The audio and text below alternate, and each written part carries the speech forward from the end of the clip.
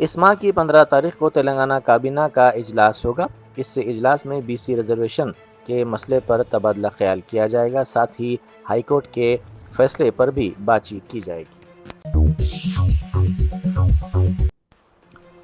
تلنگانہ کے وزراء سریدر بابو اور لکشمن کمار نے امریکہ میں فائرنگ کے واقعے میں ہلاک P چندرشیکھر کو بھرپور خراج عقیدت پیش کیا۔ حکومت نے ان کے ارکان خاندان کے لیے 5 لاکھ روپے ایکس گریشیا اور ان کے بھائیوں کے لیے ملازمت کا وعدہ کیا۔ جوبلی ہلز کے کانگریس امیدوار نوین یادو نے PGR کی دختر وجے ریڈی سے ملاقات کی۔ یہ خیر سگالی ملاقات وجے ریڈی کے مکان پر ہوئی۔ حلقہ اسمبلی جوبلی ہلز کے بورابنڈا ڈویژن کے عوام نے بعد نماز جمعہ قبرستان کا مطالبہ کرتے ہوئے مسجدوں کے باہر احتجاج کیا۔ انہوں نے اپنے ہاتھوں میں بینرز تھام کر یہ احتجاج کیا اور قبرستان کے لیے اراضی کی فراہمی کو یقینی بنانے کا مطالبہ کیا۔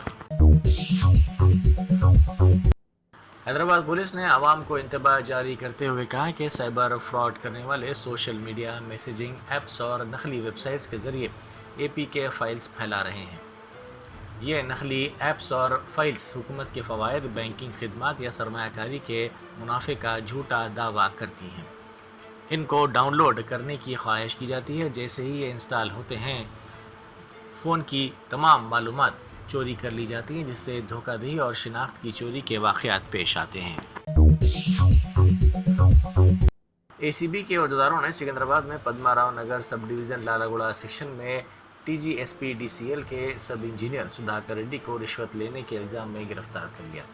ابتدائی تحقیقات کے مطابق ریڈی نے شکایت کنندہ سے 15,000 روپے کی رشوت طلب کی اور وصول کیے تاکہ شکایت کنندہ کی فائل کو سنگل فیز میٹر سے 3 فیز میٹر میں اپ گریڈ کرنے کے عمل میں تیزی لائی جا سکے اور ساتھ ہی 63 kVA ٹرانسفارمر کی تنصیب کے لیے تخمینات تیار کرنے کا بھی عمل مکمل کیا جا سکے۔ جوبلی ہلز حلقے کے سابق جوائنٹ کنوینر C مہیش نے BJP سے استعفیٰ دے دیا۔ مہیش نے کہا کہ ریونت ریڈی اور BJP چھپ چھپ کر ہاتھ ملا کر تلنگانہ کو دھوکہ دے رہے ہیں۔ ان کا کہنا تھا کہ BJP اور کانگریس نے BC ریزرویشن کے معاملے میں عوام کو دھوکہ دیا۔ مہیش نے مزید کہا کہ کسان، نوجوان، خواتین اور BC طبقات مشکلات میں، لیکن BJP اس پر خاموش ہے۔ ہائی کورٹ نے ادارات مقامی کے انتخابات کے سلسلے میں الیکشن کمیشن کو ہدایت دی ہے کہ انتخابات اس طرح کروائے جائیں کہ ریزرویشن 50% سے تجاوز نہ کرے۔ ادارات مقامی میں پسماندہ طبقات کے لیے 42% ریزرویشن دینے کے لیے جاری کردہ GO9 پر عدالت نے پہلے ہی اسٹے لگا دیا تھا۔ اس معاملے پر عدالت نے جمعے کی نصف شب تفصیلی فیصلہ کی کاپی بھی جاری کی۔ ہائی کورٹ نے کہا کہ سپریم کورٹ کے موجودہ ضوابط کے مطابق 17% اضافی ریزرویشن کو اوپن کیٹیگری کے طور پر دوبارہ نوٹیفائی کر دیا جائے تو انہیں کوئی اعتراض نہیں۔ عدالت نے واضح کیا کہ ان کا مقصد انتخابات کو روکنا یا انتخابی عمل میں رکاوٹ ڈالنا نہیں، بلکہ صرف GO میں تبدیلی تجویز کرنا ہے تاکہ قانونی حد کے مطابق ریزرویشن برقرار رہ سکے۔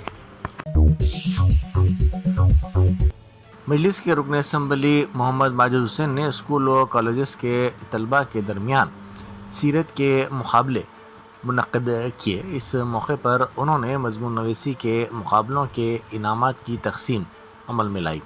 تقریب سے خطاب کرتے ہوئے انہوں نے اعلان کیا کہ ایسے مقابلے ہر سال ماہ ربیع الاول کے دوران منعقد کیے جائیں گے۔ جوبلی ہلز میں PGR کے حامیوں نے کانگریس امیدوار نوین یادو کی جانب سے کیے گئے تبصرے پر سخت ناراضگی ظاہر کی، جس میں انہوں نے PGR کو نان لوکل قرار دیا تھا۔ حامیوں نے سوال اٹھایا کہ جوبلی ہلز کے انتخابات میں نوین یادو کو صرف مقامی ووٹ چاہیے یا غیر مقامی ووٹ بھی ضروری نہیں۔ PGR جیسی عظیم شخصیت کو نان لوکل کہنا ناقابل قبول ہے۔ حامیوں نے مزید کہا کہ راہل گاندھی UP کے رہنے والے ہیں اور کیرلا میں نان لوکل ہونے کے باوجود کیوں کھڑے ہوئے، تو اس پر بھی غور کرنے کی ضرورت ہے۔ تروپتی کی SV یونیورسٹی کے احاطے میں تیندوے کی موجودگی سے سنسنی پھیل گئی۔ اس تیندوے کی ویژولز ٹریپ کیمرے میں ریکارڈ کیے گئے، جس سے طلباء کے ساتھ ساتھ یونیورسٹی اسٹاف میں سنسنی پھیل گئی، جنہوں نے اس واقعے کی اطلاع محکمہ جنگلات کے عہدیداروں کو دی۔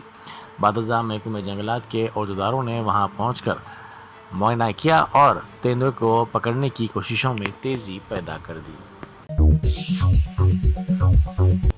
نیلور ضلع کے کوور کے قریب قومی شاہراہ پر ایک ٹریول بس الٹ گئی۔ اس حادثے میں 10 افراد زخمی ہو گئے۔ حادثے کے وقت بس میں تقریباً 40 مسافر سوار تھے۔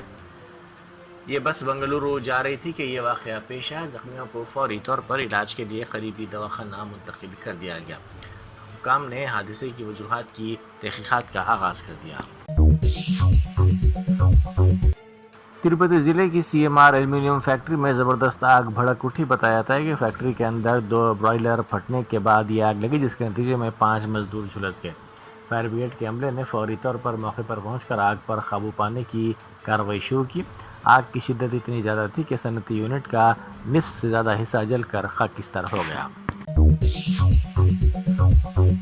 کیرلا کے ضلع کوٹیم میں ایک نوجوان نے مبینہ طور پر خودکشی کر لی، جس نے RSS کے کارکنوں پر بار بار جنسی زیادتی کے الزامات عائد کیے۔ اس واقعے نے ریاست بھر میں شدید برہمی کی لہر دوڑا دی۔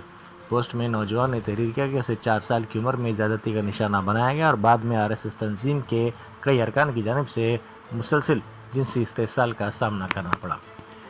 23 سالہ انتوجی ایک سافٹ ویئر انجینئر کے طور پر کام کر رہا تھا۔ اس نے اپنی پوسٹ میں لکھا کہ میں کسی لڑکی، محبت، قرض یا کسی اور وجہ سے خودکشی نہیں کر رہا ہوں۔ میں یہ قدم اپنی ذہنی بے چینی اور ڈپریشن کی وجہ سے اٹھا رہا ہوں۔ اپنی دوا کی وجہ سے کام پر توجہ نہیں دے پا رہا ہوں۔ اس نے مزید کہا کہ مجھے لگتا ہے کہ میں چیزیں بھولنے لگا ہوں، دھیان نہیں لگا رہا ہوں۔ میں کسی سے ناراض نہیں ہوں سوائے ایک شخص اور تنظیم کے۔